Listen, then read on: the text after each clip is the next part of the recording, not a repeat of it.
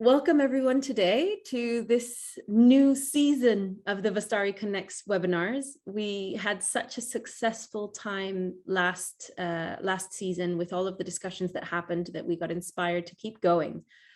So we're delighted to have you here again today for another really interesting subject that we've been fascinated to discuss. And we have two very knowledgeable speakers that are, we're really honored to have them on the call today.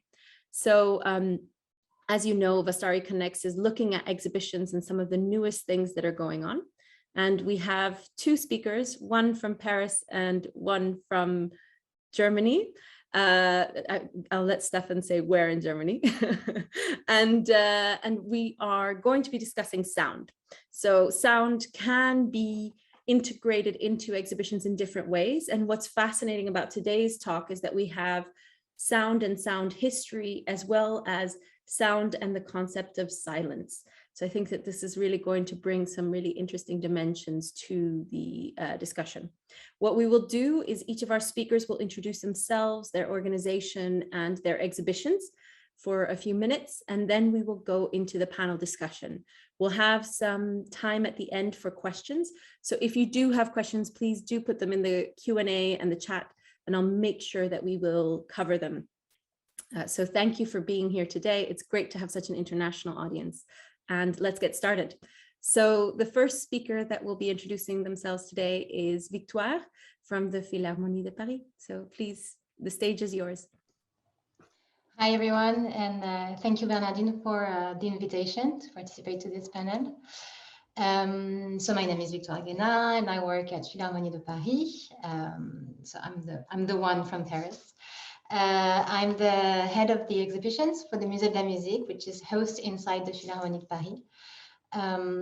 To have a quick presentation of our institutions, maybe I can have the next slide. Philharmonie de Paris, as it is today, was opened in 2015, but it was first born in about 22 years ago. It has two building institutions made by architects. The one that reopened and renamed our institution was made by Jean Nouvel. And it was commissioned especially to have a concert venue that could host philharmonic orchestras and give the sense of the sound of the philharmonics as it must be. And we didn't have that before, and we don't have that anywhere else in France. So nowadays we have 4 concert venues, including this very specific one. We have rehearsal studios. We have this museum of musical instruments that hosts one of the finest musical instruments in the world.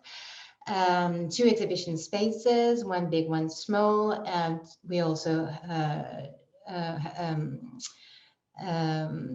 host 2 orchestras in the team. And then we are opening next week the Philharmonie des Enfants, which is for the kids especially to come feel, sense, and play instruments as they wish. This is opening next Monday.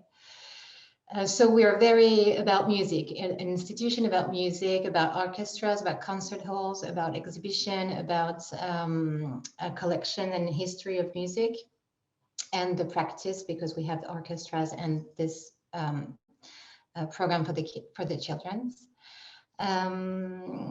At the museum, I am the head of the exhibition, and we host 3 exhibitions a year, always about music. We have 3 ways of displaying the music subjects as a topic of exhibition. Usually they are because it's music movements, so like Electro, which we're going to talk about. It could be about specific musicians, like Philharmonie, which we're preparing an exhibition on, and it can also be links between the music and the fine arts, as we did for Picasso and the music last couple of years ago. So today, yeah, maybe I can have the next slide. I'm here to speak about the exhibition that we host in 2019 in between April and August about the electronic music, named Electro, from Kraftwerk to Daft Punk,